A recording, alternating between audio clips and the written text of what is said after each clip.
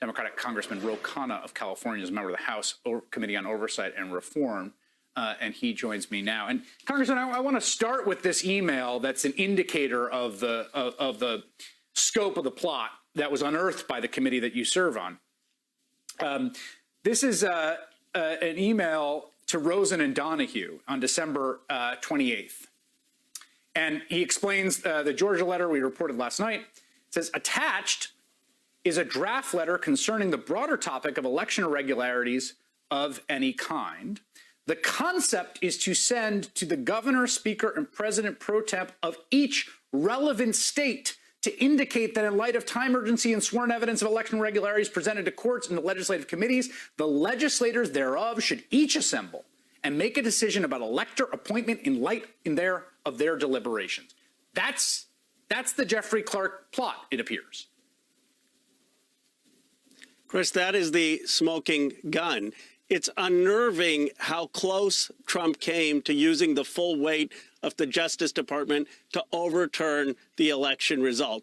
What Clark was saying to the Georgia governor and legislature is not just you have a green light, but you should call a special session and say that the election was corrupt and overturn the result. Now, here's the shocking part. He says this is a concept that we can use in every other battleground state. It's like a high school student doing a copy and paste assignment. I mean, there's not even a pretense of looking at the individual states and if there was fraud committed. Right. Basically, let's just use a copy of what we did in Georgia and send this to every other battleground state and tell them it's corrupt and they should have the legislature convene to have Trump electors.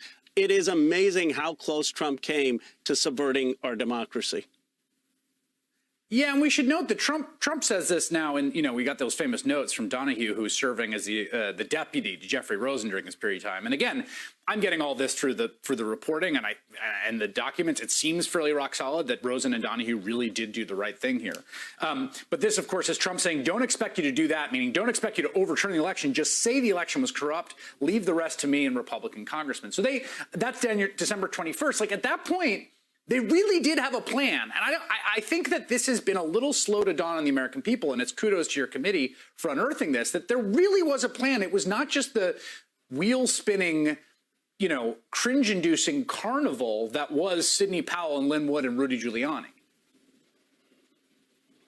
There was a plan, and the reason it matters to look backwards is because they could try to use this plan in the future. I mean, their plan is to say that state legislatures can overturn the popular will. And in Bush versus Gore, Rehnquist's opinion basically says that it's not people who have the right to elect a president, it's the state legislatures who have the right to elect a president.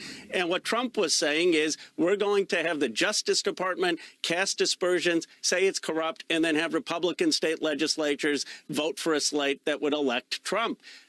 The really scary part, Chris, is what if Republicans do this again in the future and try to defer to state legislatures to elect a Republican candidate, even if the Democrat wins overwhelmingly the popular vote in those states? So this is unearthed by the House Oversight Committee. My understanding is as of today, this investigation is being moved over to the January 6th committee. But I got to say, first of all, so A, I want to know that's right. But B, I got to say, I think Jeffrey Clark should be under oath tomorrow. And I think Mark Meadows should be under oath tomorrow. And I think we should hear from these people who should answer some questions, under penalty perjury about the role they played in attempting a coup.